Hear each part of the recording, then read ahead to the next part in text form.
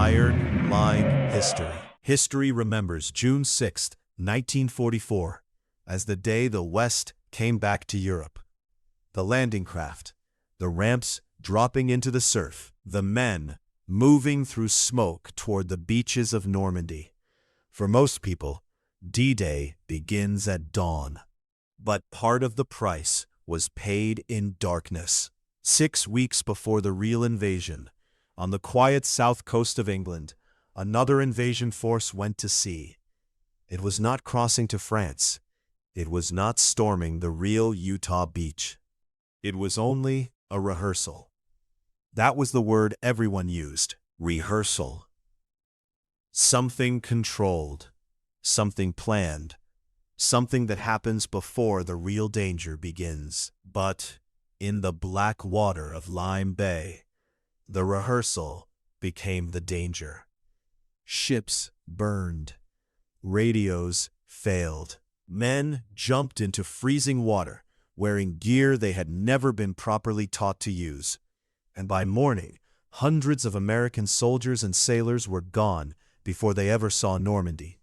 The number most often attached to the disaster is 749. More American dead than the first day at Utah Beach itself. For weeks, almost nobody outside the chain of command was allowed to talk about it. Not the wounded, not the doctors, not the men who watched the sea swallow their friends.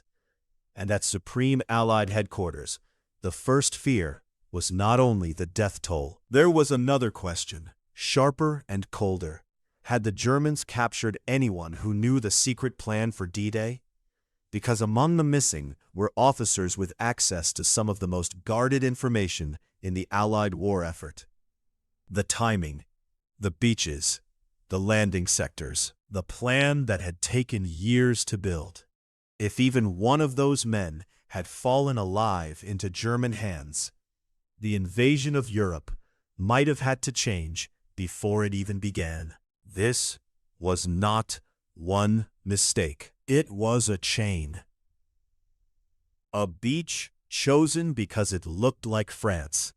A civilian coast emptied for war. A rehearsal made almost too real. A damaged escort. A missed warning. A line of slow ships in the dark. A life belt worn the wrong way. Each piece alone looked survivable. Together, they killed hundreds. That is the story of Exercise Tiger, the secret D-Day disaster that began as preparation, became a catastrophe, and then disappeared into the shadow of the victory it helped make possible. By late 1943, the Allied High Command had a problem so large it almost sounded impossible. They had to land an army on a hostile coast. Not a few commandos in the night. An army. Infantry, engineers, tanks, trucks, artillery, radios, fuel, medics, beachmasters, signalmen, bulldozers, ammunition, and supply columns. The invasion would have to cross the English Channel, break through German defenses, and keep moving inland fast enough to stop the enemy from throwing it back into the sea. On paper, it was Operation Overlord. In practice, it was a machine with millions of parts. Every part had to work. One bad signal could lose a beach. One broken convoy could wreck an invasion. So, the Allies searched for a place where they could practice the impossible before doing it for real. They found it in Devon, Slapton Sands. At first, it was only a strip of coast, a long shingle beach, water behind it, fields, narrow roads, villages that had lived quietly through centuries of English weather. But to Allied planners, it looked like something else. Utah Beach. The beach profile was close enough. The shingle, the approaches, the water behind the coast, the roads inland, all of it made Slapton Sands a near-perfect twin for the American sector in Normandy. The beach looked perfect. That was the problem. Because people lived there, In late 1943, civilians in the area were ordered to leave. The evacuation covered communities around Slapton Sands, including places like Slapton and Torcross. About 3,000 people were uprooted from the training area. Farmers, shopkeepers, children, old couples, entire families from villages near the coast. Many had never lived anywhere else. Some had animals to move. Some had crops still in the ground. Some had homes that had belonged to their families for generations. They were given roughly 6 weeks to pack up lives that had taken decades to build. Imagine a family standing in a doorway, looking back at a kitchen table, a cold fireplace, a lane they knew by every stone. They were not told the full reason.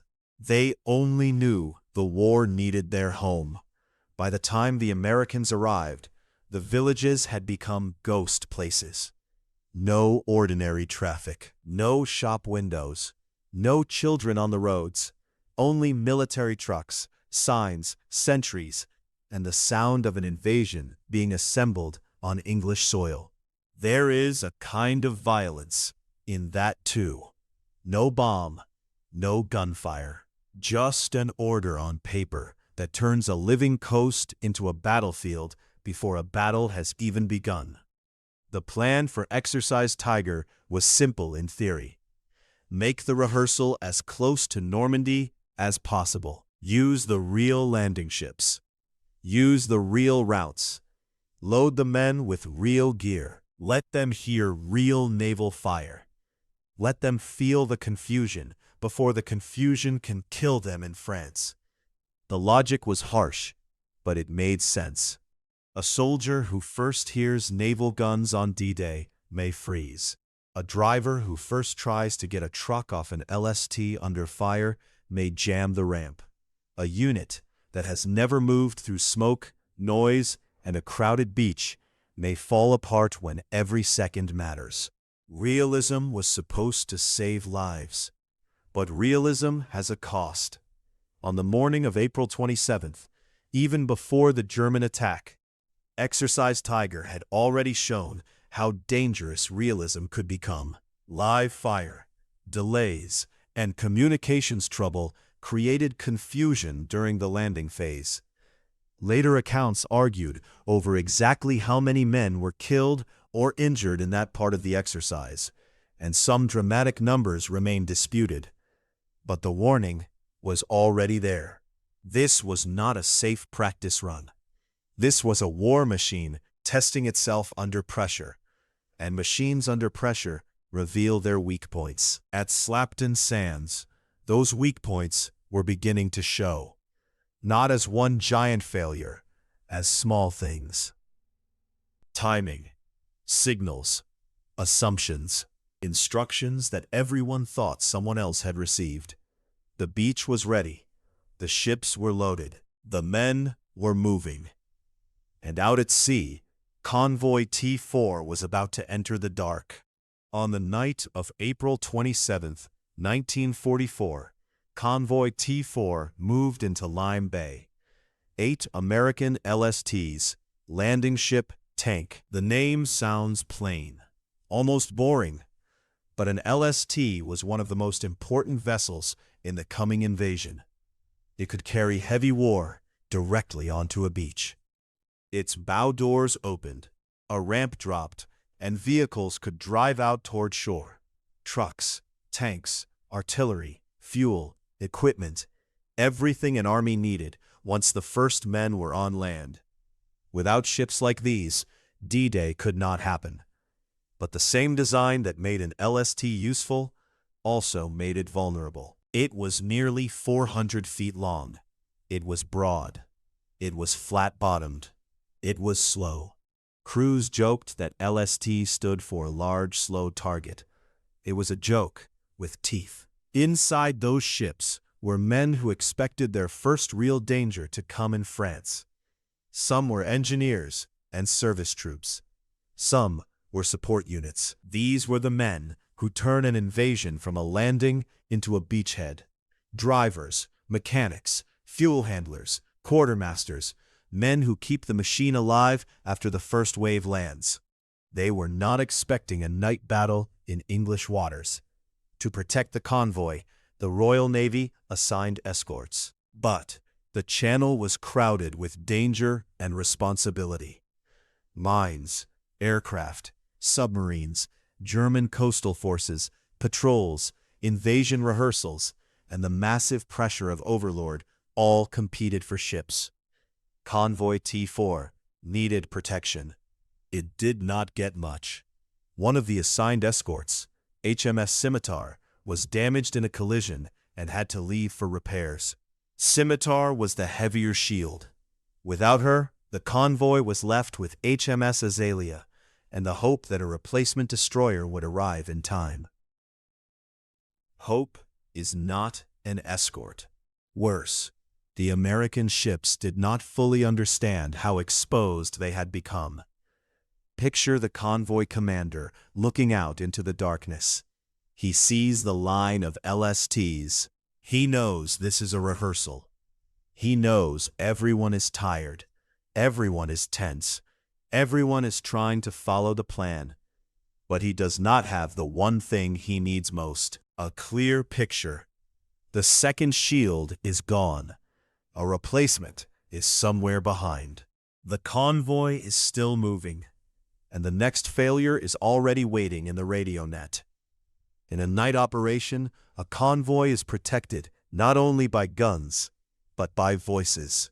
A warning sent in time can change a course, sound action stations, bring guns to bear, or turn a line of ships away from danger. But during Exercise Tiger, the communication system failed at exactly the wrong moment. The official record is messy enough that it would be dishonest to pretend one neat number explains everything. Some later versions turn the disaster into a single typed digit, a clean little villain on a page. The truth is uglier. Orders, frequency changes, British and American procedures, and radio silence all collided into one fatal result. The convoy was supposed to change frequencies during the exercise. The British escort and shore stations were operating with one understanding of the radio net. The American LSTs were working from another set of orders. So, when British radar and naval stations detected German S-boats moving in the area, the warning moved through the system, but not into the American ships that needed it most. Warnings existed. The American LSTs did not receive them. HMS Azalea believed the convoy had been warned. Shore personnel believed the message had gone out. But aboard the LSTs, the men who needed those warnings most were effectively deaf. Imagine a radio operator in a cramped compartment, headphones pressed tight, one hand on the tuning dial. Static.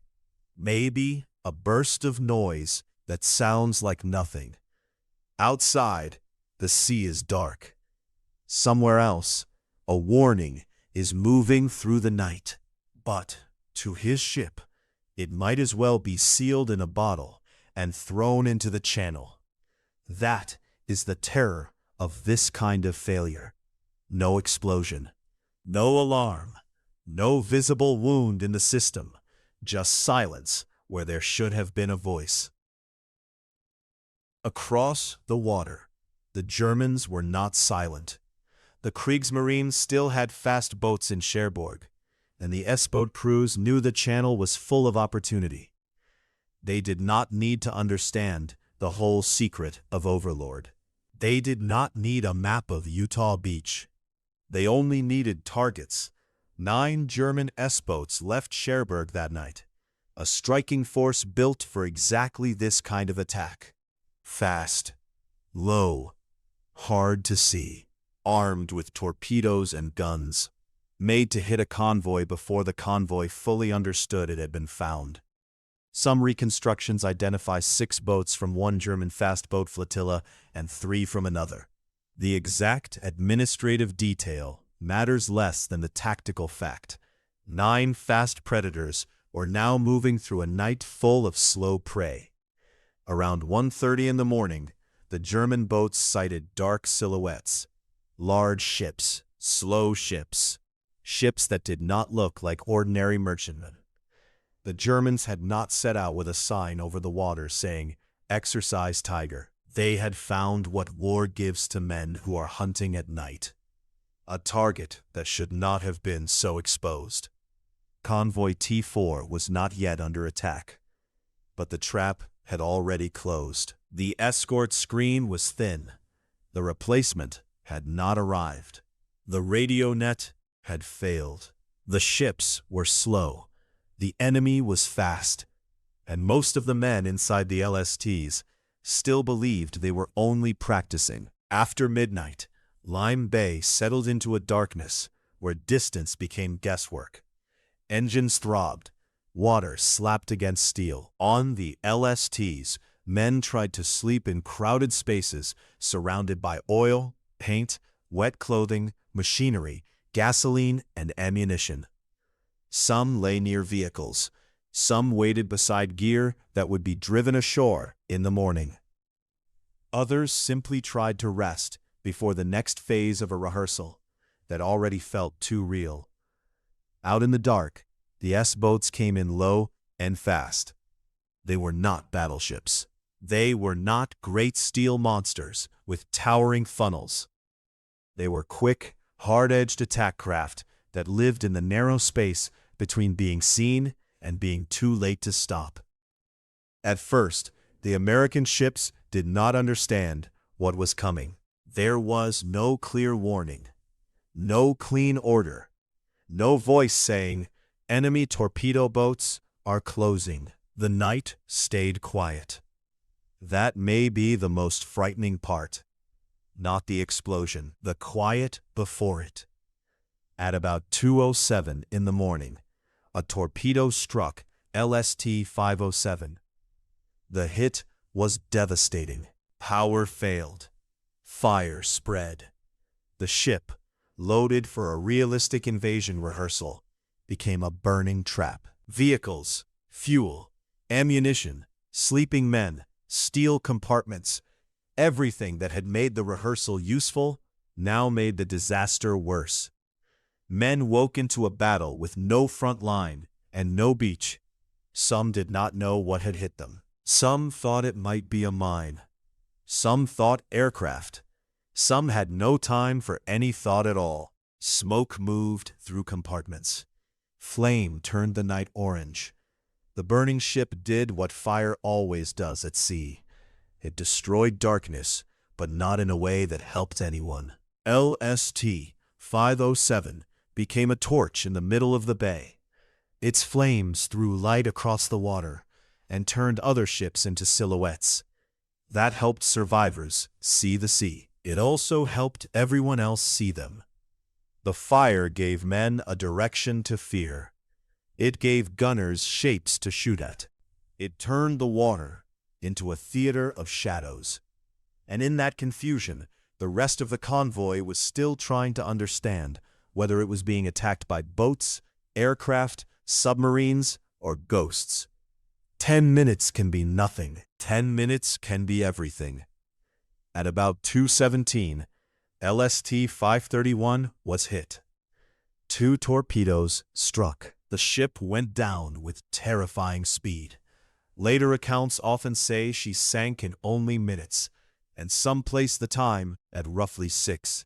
For the men trapped below, there was no heroic last stand, no clear enemy, no time to organize the kind of escape that looks possible on paper. Compartments became cages. The sea came in. On the tank deck, heavy vehicles and equipment that had been loaded for the rehearsal became part of the trap. Trucks, machinery, tied-down gear, chains, ramps, hatches, and darkness turned the inside of the ship into a steel maze. Some men were below decks when the ship began to roll. Some were trying to climb toward exits that were already filling with smoke, water, and other men moving in panic. Heavy equipment shifted. Lights failed, and the ship disappeared beneath the channel. In the open water, men from different ships were now part of the same nightmare. Some clung to wreckage, some shouted for boats they could not see, some tried to swim in gear that grew heavier every second. The convoy scattered. Gunners fired into the dark. The burning LST-507 made the confusion worse. Every flash looked like a threat. Every moving shape could be an enemy boat. Every ship was trying to survive inside a battlefield it could barely understand. In that chaos, friendly fire entered the disaster. Reports later indicated that LST-511 was hit by fire from another American ship as men shot at shapes, flashes, and movement they could not identify. This is what panic looks like in naval war. Not cowardice, not stupidity. Information collapsing faster than men can act. The enemy attacks, disappears, and leaves the victims shooting into uncertainty. LST-289 was hit and badly damaged at the stern, but she survived and eventually made it back. Others escaped, but survival created its own moral wound. The standing logic of convoy survival was brutal. If a ship stopped during an active torpedo attack to pick up survivors, it might become the next ship burning in the night. So the surviving vessels faced the ugliest kind of naval choice: keep moving or risk losing more ships. That decision has a cold logic. It also leaves men in the water. Behind the scattering convoy, the sea was full of voices. The attack itself lasted minutes. The dying lasted much longer. By the time the S-boats were gone, the loudest sound was no longer torpedoes or guns. It was the water. The English Channel in April is not merciful. The water in Lime Bay was cold enough to kill a man, even if he had no wound at all. Some accounts put it near 42 degrees Fahrenheit. Cold does not need drama. It does its work quietly. First the body stiffens. Then fingers stop obeying. Breathing becomes sharp and ragged. Muscles lose strength. Panic rises because the body understands what the mind does not want to say. The men in the water had escaped burning steel. Now they had to survive the sea. Many were wearing heavy clothing and gear. Some carried packs, boots, and equipment that had made sense for a landing rehearsal, but became deadly in water. Then came the life belts. This is one of the cruelest details in the whole disaster, because it is so small. Not a battleship, not a torpedo, not a command decision, a belt. Many soldiers had not been properly trained in how to wear the inflatable life belts issued to them. Some wore them too low, around the waist, instead of high, under the arms. In water, with a heavy pack on the back, that mistake could become lethal. The upper body and gear pulled down. A man could be flipped forward into a position he could not easily correct, especially in darkness, oil, shock, and freezing water. Picture one soldier in the water. He has already survived the ship. He can hear men calling out around him. He kicks, but the boots are heavy. The belt that was supposed to save him is pulling at the wrong point on his body. His hands are cold. His pack drags. He does not need to understand the physics. He only knows that the thing meant to keep him alive is not doing what he thought it would do. This is how a training failure becomes a death sentence.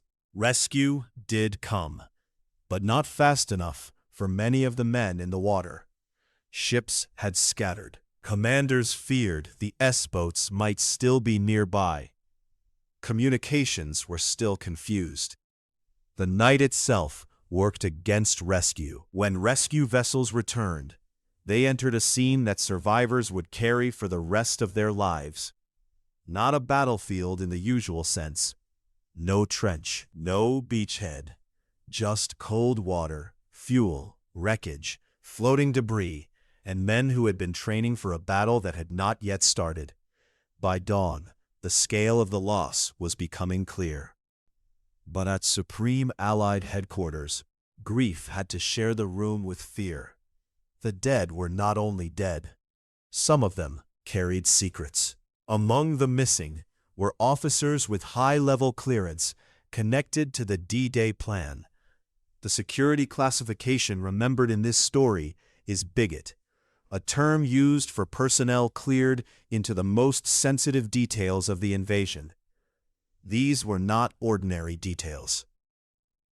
The beaches, the landing sectors, the timing, the operational knowledge that could tell German intelligence where the blow was coming.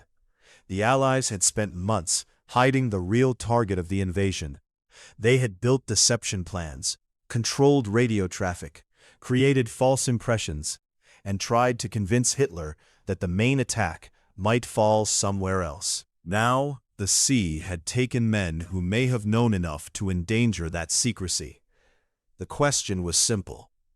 Were they dead, or were any of them alive in German hands? It is hard to overstate what that meant. If the Germans learned enough about the real invasion plan, the consequences could reach far beyond Exercise Tiger. The disaster in Lime Bay could become the first crack in Overlord. So the missing officers had to be accounted for. Not someday, not after the invasion. Now. Some later tellings say D-Day itself was nearly called off until the men were found. The official record is more careful. But the fear behind the story was real. Commanders could not simply assume the secret was safe. Every missing man was a question mark. Every hour mattered.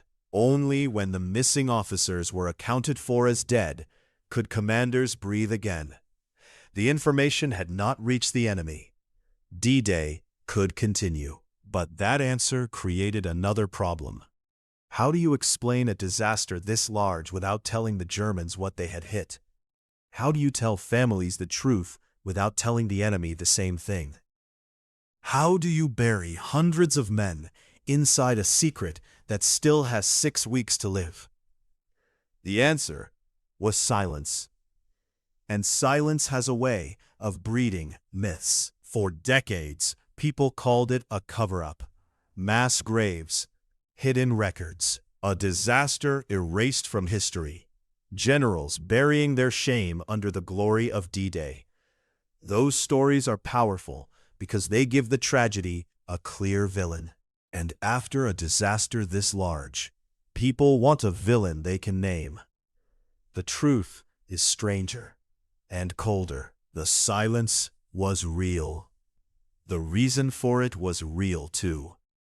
After Exercise Tiger, secrecy came down hard. Survivors were ordered not to talk. Medical personnel were warned. Details were controlled. Letters could not become leaks. Hospital conversations could not become rumors. Rumors could not become intelligence. That kind of wartime censorship feels cruel because it is cruel. It asks men who have just survived a nightmare to swallow the story of it. It asks families to wait in confusion. It treats grief as a security risk. But in spring 1944, the invasion had not happened yet. The Germans still did not know exactly where the Allies would land. The entire future of the Western Front depended on keeping that secret alive. If Berlin learned that its S-boats had struck a major rehearsal for Utah Beach, German intelligence might ask the right questions at exactly the wrong time. Why were so many landing ships there? Why were American troops practicing on a beach that resembled Normandy? Why were high-clearance officers involved? What did this say about the coming invasion? The Allies were also running one of the greatest deception campaigns in military history.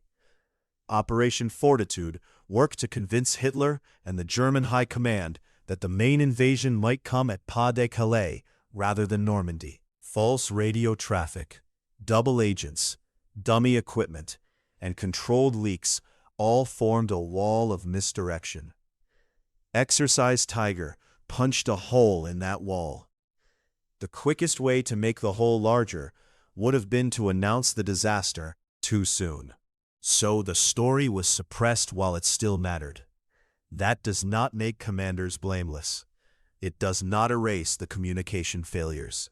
It does not make the suffering easier for survivors. It does not make the families less wounded. But it changes the shape of the truth. This was not a simple story of evil men hiding a shameful accident forever.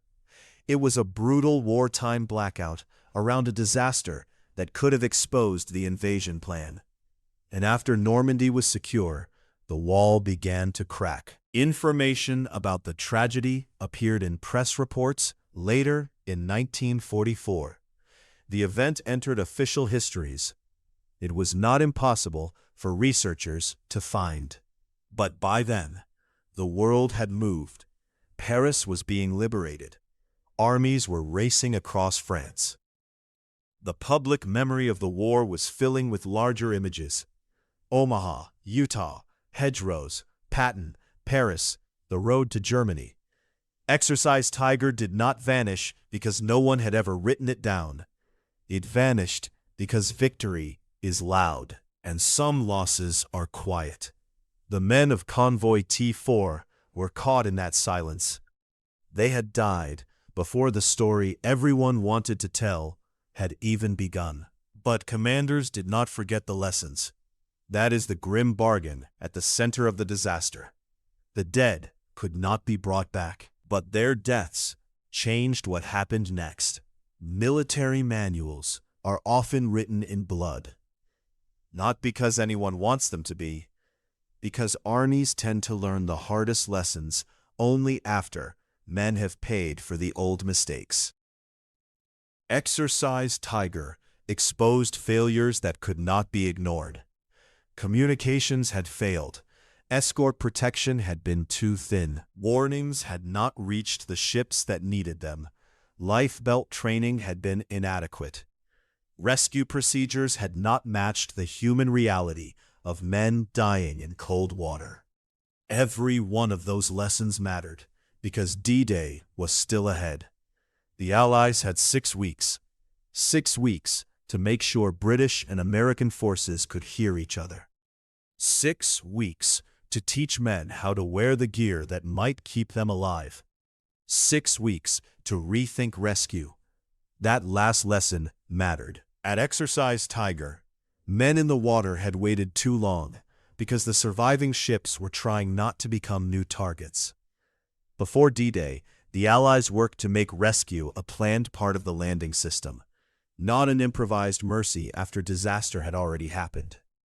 Small rescue craft and pickup boats would operate near the landing waves. Their task was brutally simple: find men in the water fast, before surf, weight, cold, or panic killed them.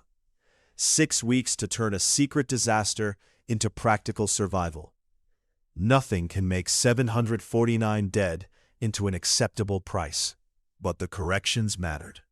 On June 6, 1944, American troops landed at Utah Beach. It was still dangerous. Men still died.